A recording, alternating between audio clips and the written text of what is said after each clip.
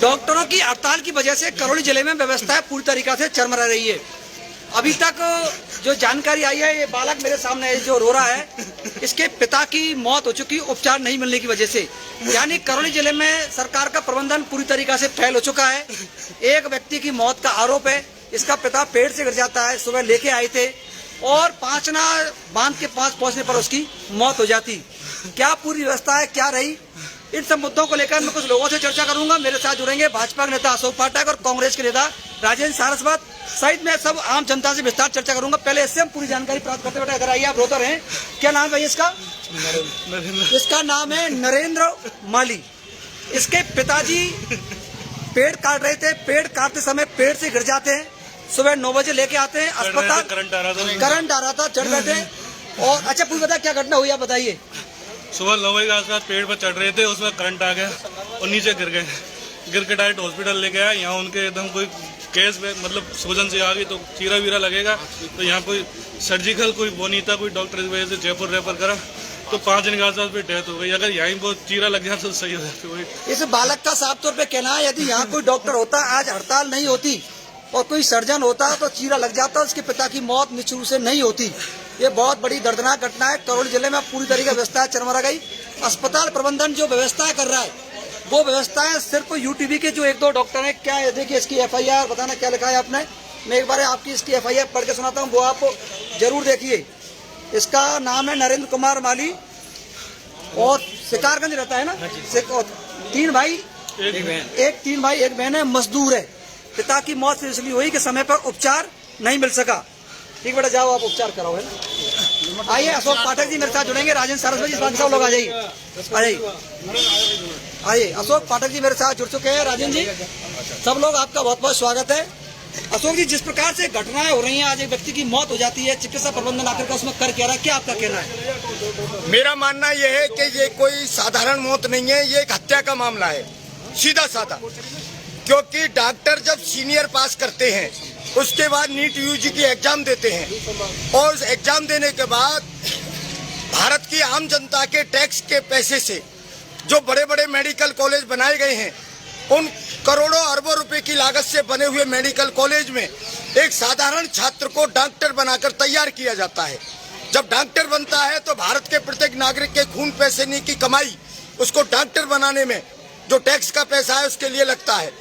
आज जो स्थिति है, जो भाई शिकारगंज के हैं सैनी समाज से, उनकी एक समझा जाए तो जैसे ही पेड़ में करंट आया और करंट की वजह से वो गिरे तो वो साधारण सी घटना थी।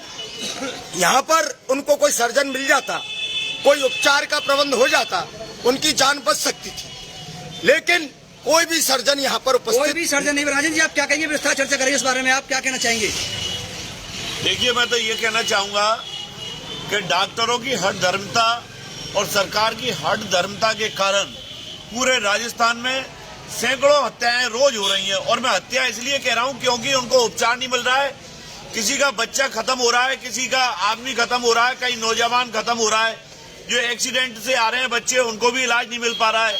तो मैं तो ये चाहूंगा कि सरकार या तो कोई इस प्रकार सख्ती का आदेश करे जिससे कि डॉक्टरों की हड़ताल खत्म हो, या डॉक्टरों की अगर वाजिब मांग है तो सरकार को उनकी वाजिब बातों पर ध्यान दे करके इस हड़ताल को तुरंत खत्म करवाना चाहिए। अन्यथा सैकड़ों लोग पूरे राजस्थान में करौली सहित मारे जा रहे हैं, जिसकी जिम्मेदार डॉक्टर और सरकार होंगे। जिसकी जिम्मेदार सरकार है। पाठक जी, क्या कहेंगे आप? मैं ये कहना चाहता हूँ कि ये घटना जो हमारे पास हुई है, हमारे करौली कस्बे में हुई है और ये हमारी आंखों के सामने है, लेकिन इस तरह की हजारों घटनाएं इस हड़ताल के दौरान हो चुकी है। क्या डॉक्टर इस बात की गारंटी देते हैं कि अपने जीवन में वो कभी भी हड़ताल को समाप्त नहीं करेंगे, कभी भी सरकार से समझौता नहीं करेंगे? यदि उनको समझौता करना है, हड़ताल को निश्चित रूप से समाप्त करना है तो जितने रोगी हैं, आकस्मिक रोगी हैं, जो जीवन और मौत के बीच में झूल रहे हैं, उनके उपचार के लिए मानवता के आधार पर इन डॉक्टरों की आंखों से शर्म निकल गई है, इनको भी विचार करना चाहिए। और सरकार डॉक्टर का पहला काम है मरीज को वो भगवान के रूप में होता है उसके प्राण बचाना, डॉक्टरों का ये कर्तव्य है। और सरकार की बात तो कहाँ तक कहा जाए, सरकार पूरी तरह फेलियर है सरकार का। सरकार भी 5 दिन बाद इनकी मांगे मानेगी, कोई समझौता करेगी तो आज समझौता क्यों नहीं करते? आज समझौता क्यों नहीं करती, ये बात निकल के आ रही है। राज भाई, इससे आप सहमत हैं? मैं भी सभी लोग इस बात से सहमत है भाई, क्या कहना है सरकार आपका? डॉक्टरों की इस जो मांग है उन पर सहानुभूति पूर्वक विचार करे और अगर गलत है तो डॉक्टरों के ऊपर सख्ती बरते। आज आम आदमी परेशान है, लोग बाग अपनी बात कह नहीं पा रहे हैं। सारे प्राइवेट हॉस्पिटल, सरकारी हॉस्पिटल बंद पड़े हुए हैं। पूरा राजस्थान बिना इलाज के लिए तड़प रहा है। तो सरकार को गंभीरता पूर्वक सोचना चाहिए कि आप जनता के साथ मजाक कर रहे हो क्या? आप 20 दिन 30 दिन हड़ताल चला करके फिर भी तो आप खत्म करोगे, जब तक इस राजस्थान के हजारों लोग अपनी बलि दे चुके होंगे। राजू भाई ने बहुत बड़ी बात कही, 20 दिन भी बाद तो आप हड़ताल समाप्त करोगे, सरकार को मांग माननी भी पड़ेगी, नहीं मांगेगी हड़ताल परमानेंट तो रहेगी नहीं। लेकिन ये जो मौत हुई है इसके लिए बाकी कोई ना कोई जिम्मेदार है। मैं कुछ ग्रामीणों से, युवाओं से बातचीत जरूर कराऊंगा आपकी। हाँ, मेरी एक कहना जरूर है। बोलिए पाठक जी। कि जब हड़ताल समाप्त हो जाएगी तो हमारे बीच में एक 55 साल का जो 3 बच्चे और एक बिटिया का पिता है, क्या वो हड़ताल समाप्ति के बाद क्या वो दौलत माली वापस आ जाएगा? जी नहीं आएगा। तो इसका जिम्मेदार कौन है? और सरकार की सबसे बड़ी बात यह है कि जब डॉक्टरों की स्ट्राइक थी, उस स्ट्राइक के दौरान जिस तरह डॉक्टरों पे लाठियां बरसाई गई, उसके कारण डॉक्टरों में क्रोध आया। नहीं तो आप वास्तव में देखा जाए, पहले भी डॉक्टरों की हड़ताल होती थी। 40 डॉक्टरों का स्टाफ है, 40 में से हमेशा 5 या 7 ड्यूटी पे रहते थे। बच्चे कुछ डॉक्टर हड़ताल करते थे। लेकिन इस बार इस तरह की हड़ताल है कि मरीजों को देखने वाला एक भी चिकित्सक हॉस्पिटलों में नहीं है। मरीजों को देखने वाला एक भी चिकित्सक हॉस्पिटल नहीं है। पूरी तरह की व्यवस्था है गड़बड़ चुकी। एक व्यक्ति की मौत लगभग यहाँ हो जाती है और पूरा प्रशासन और सिस्टम चुप पड़ा हुआ है। आखिरकार इसके लिए जिम्मेदार कौन है? मैं कुछ लोगों से बातचीत कराऊंगा, उसके बाद दोनों जो लीडर हैं इनसे फिर मैं आपसे बातचीत करूंगा। अब भाई, उस परिवार से कौन है और आप ही बताइए, आप ये हड़ताल से सहमत हैं? बोलिए। हड़ताल से बिल्कुल सहमत नहीं है। सहमत नहीं है? ऐसे हड़ताल चलती रहेगी हाँ। तो कब तक ऐसे लोग मरते रहेंगे? कब तक रहेंगे? कब तक मरेगी? जमता बोलिए पाठक जी। देखिए, इसमें मैं तो सबसे ज्यादा दोषी माननीय अशोक गहलोत साहब को समझूंगा, क्योंकि वो जनता के हित के लिए खड़े हैं। जनता, राजस्थान के मुखिया हैं, जनता मर रही है आए दिन, और जनता आए दिन मर रही है और एक व्यक्ति की मौत। बोलिए भैया, क्या नाम है बाबा आपका? मेरा नाम बेरलाल माली है साहब। बेरलाल माली, कहाँ के हो आप? वार्ड नंबर 10 में रहता हूँ। हाँ। और इस तरह की हरकत चलेंगी, गवर्नमेंट या डॉक्टर ये ऐसे करेंगे तो ये लोग, गरीब लोग, वो जान अचानक जाएगी। बताइए आप क्या कह रहे हो? आप डॉक्टर को भगवान का दर्जा दिया जाता है। डॉक्टर भगवान तो नहीं, पर भगवान से कम भी नहीं। कोरोना जैसी महामारी में पहले ही आमजन ने काफी समस्या उठानी पड़ी, अब ये दूसरा कोरोना डॉक्टर फैलाने का प्रयास कर रहे हैं। जब तक ये हड़ताल बंद करेंगे, जब तक सरकार से इनका समझौता होगा, अनगिनत प्रत्येक दिन इतने सारे एक्सीडेंट और इतनी महामारी है जिनसे आमजन को बड़ी परेशानी का सामना करना पड़ेगा। एक व्यक्ति की मौत करौली में हो चुकी। और भैया, अच्छा, क्या हड़ताल सहमत है आप? क्या चाहते हो? बोलिए। आप सब लोग हड़ताल चाहते हो, डॉक्टर वापस आए काम पर? ये सभी लोग बताइए, कहाँ से आए आप? क्या चाहते हो? अलबत्ती से डॉक्टर काम पे आए। बाबा, तुम कहाँ से आए? गज्जूपुरा सपोर्टरा से।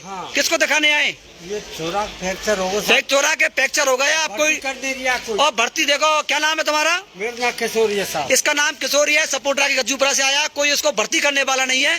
किस प्रकार व्यवस्था चरमरा गई। पीएमओ दावा कर रहे हैं कि यूट्यूब के इसको बोल रहे हैं। कोई एक छोरा है इसका। कहाँ है छोरा? बारिया। देखिए, आओ चलते हैं, महिलाओं से मिलते हैं। देखिए, ये परिवार की जो महिला हैं उनका रुदन आप देख सकते हैं कि करौली में एक व्यक्ति की मौत हो जाती है उपचार नहीं मिलने की वजह से। परिवार में रुदन मचा हुआ, यहाँ कोई किसी को भर्ती करने वाला नहीं है। अस्पतालों की वजह से पूरी व्यवस्था है चरमरा गई है। आपको आ रहे अस्पताल में पूरी व्यवस्था है, किस कदर चरमरा रही है। दोस्तों, जल्दी इसको करे सरकार, तो जरूर भेजें। अरे उसको रहने दो, कोई बात नहीं। वो महिला है बेचारी, उसके क्या हुआ भैया? ये देखिए, ये उसकी पत्नी है शायद उसकी। ये उसकी पत्नी है। अब उसे क्या बात कर रहा हूँ मैं आपकी। देखिए कैसा रुदन मचा हुआ है। करौली के राजकीय अस्पताल में उपचार नहीं मिलने की वजह से एक व्यक्ति की मौत हो जाती है। सैकड़ों को उपचार नहीं मिल रहा है। ये अभी की घटना निकल के सामने आई। लगातार आप मेरे साथ इसको देखते रहें और ये घटना लगातार जो भी आ रही है, करौली के राजकीय अस्पताल की व्यवस्था किस कदर चरमरा गई है। और भाई, ये देखिए, मैं आपको कई लोगों से, क्या नाम है तुम्हारा? हंसराज, कहाँ के हो? क्या दिक्कत है बताओ? और एक्सरे करा लियो और भर्ती कर दे, बाढ़ कोई नहीं यहाँ। भर्ती करने वाला कोई नहीं, ऐसा कर दोगा पैर में फ्रैक्चर है। क्या नाम है तुम्हारा? क्या दिक्कत है भैया मोहम्मद? कोई दिक्कत नहीं है। अस्पताल में किस कदर की व्यवस्था करा, पूरा अस्पताल में रोदन मचा हुआ है, लेकिन कहीं कोई सुनने वाला कोई। कब के आए भैया? तो कब के आए आप लोग? 2 घंटे हो गए साहब। 2 घंटे हुए, 2 घंटा से लोग बाग बैठे हुए हैं। अस्पताल प्रशासन का निकम्मापन इससे बड़ा और क्या हो सकता है? इससे बड़ी और कोई घटना नहीं हो सकती। ये देखिए किस प्रकार बिलख रहे हैं परिजन, सब कुछ खत्म हो गया एक परिवार का। सरकार को ये आवाज, ये सांस जरूर सुननी चाहिए। क्या इस तरह से मर्जी रहेगी? ये देखिए किस कदर परिवार रोता बिलखता यहाँ से जा रहा है। अगर डॉक्टर की हड़ताल नहीं होती तो एक व्यक्ति की जान 100% बच जाती। परिजनों का यही बार बार एक ही कहना है।